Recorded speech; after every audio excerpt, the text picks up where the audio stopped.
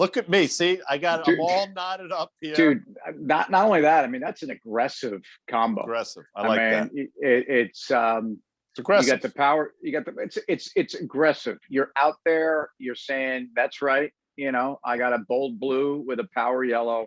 Yeah. And you're saying, just roll with me, man. Just roll with me. It's old school. It's really old school. And if you remember, I started working in the 80s. And so why did I go old school? Because something happened in the NC2A tournament that was really old school. I won't make you guess, but I know you know the answer. The University of Houston Cougars, the University of Houston Cougars are going back to the Final Four for the first time, I believe, since 1984, thereabouts. If you recall, in 1984, they lost to our Hoyas of Georgetown. Yeah. Did they ever win one? Did they win one in 83? I believe they Virginia. beat, was that I believe they beat Duke, if memory serves. But listen, it's a long time. I'm gonna get added at by somebody, but I think that Hakeem Olajuwon squad did win one, and I think they went to 3 Final Fours, if I'm not mistaken, during that. He was some player, man. That guy, he really showed a skill set that was ahead of his time. Like 100%. He kind of was the early iteration of the Greek Freak. A guy massive, but who was mobile, who could stick even a decent long-term J. Look at you. And then, of course, there was Clyde the Glide Drexler, who no one's ever accused me of playing like, who really, if it wasn't for Jordan, we would have had Air Drexlers. I mean, what's interesting is a lot of people made that comparison, and if you watch the Michael Jordan ESPN thing, like he sort of scoffed at the notion. Michael's like, you got it. Really? Yeah. And I think Clyde would probably say the same. It's not a knock on Clyde. Nobody is effing Michael Jordan, but the way Michael Jordan just sort of laughs at it. He has such disdain for human beings, for mortals, which makes you believe that probably he's a freaking alien as well. If you think of some of the shit that he used to do. So, who's the better all time, Jordan or LeBron? Jordan. I mean, you say that matter of fact, but how about the fact that LeBron has won it in 3 different spots? No, look, dude, he's taken 3 teams to the title, and LeBron was anointed LeBron before he even came into he was supposed to be fair. This, and yet he's done it. That's what makes markets. If you're asking me, come on, man. If you're asking me, if I'm picking in both guys in their prime, I'm taking Jordan. I know what LeBron's done, as do you. You also know what Michael did to the Knicks for, seemingly a decade. I mean, it was painful to watch him dominate. The guy was just a machine. And he elevated, you're right. LeBron is ridiculous. Michael Jordan did remember when he went to the Bulls sucked. There were a bunch of guys smoking weed after games. They couldn't give a shit about it. Nobody showed up to Bulls games. That's and within cannabis. a year, that's cannabis to you, man. That's cannabis. All right. Exactly. By the way, the NBA is on board with that these days. Anyway, that's not why we're here. So I brought up the University of Houston because I think there's obviously Houston resides in the state of Texas. And, when you think of Texas, you think of energy. And I think there's some concern.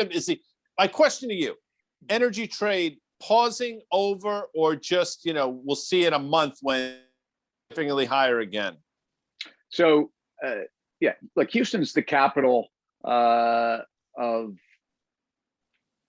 arguably the oil world outside of maybe Riyadh or Moscow. But I used to go down to these Cambridge energy events. Sarah, we used to call the Sarah annual oil meeting. There is it's like the Davos for oil people. Sure. And what's happened since I made that trip probably a decade ago was the last time I went, and it's probably a decent milestone time to reference, because it's probably since 2011 was the last time you saw, maybe 2000 to about 2014, 15 in the U.S. unconventional shale business, but really broader energy investments.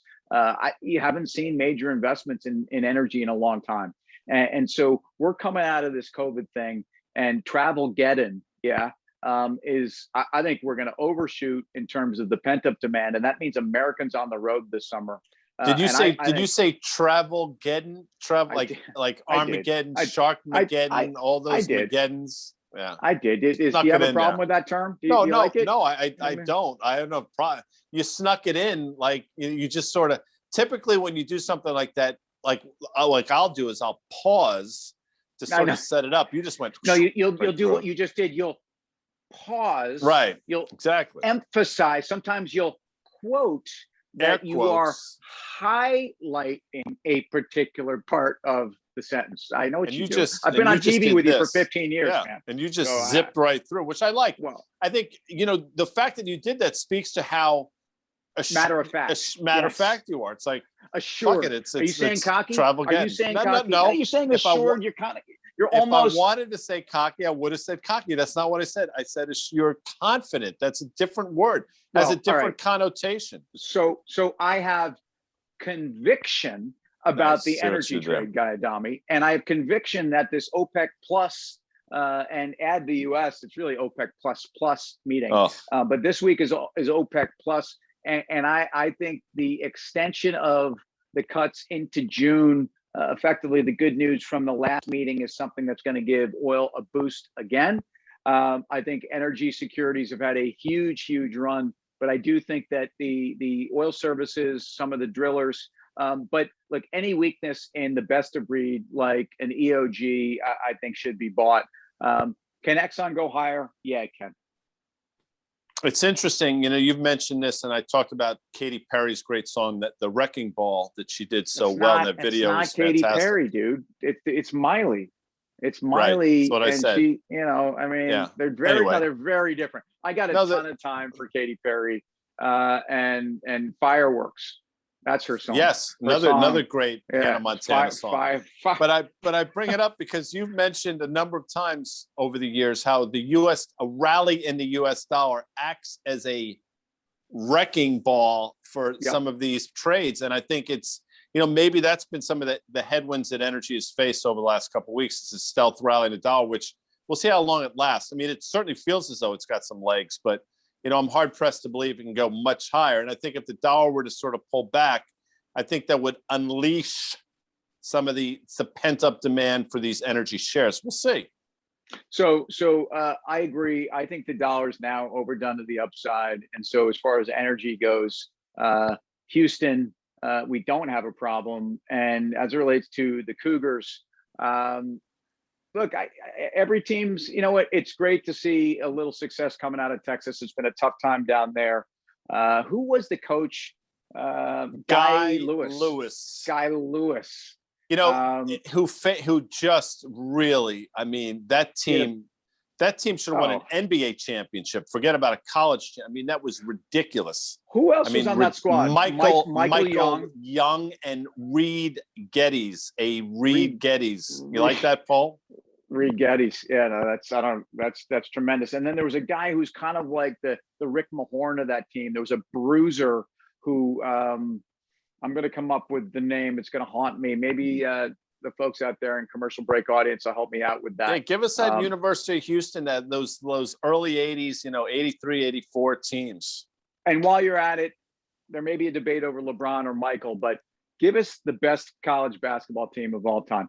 There's a lot that could be said out there. I want to hear it. I like what you did there. We'll talk tomorrow. I like what you do. I don't love what you're wearing, but I like you. Have a good day. See you later. Bye.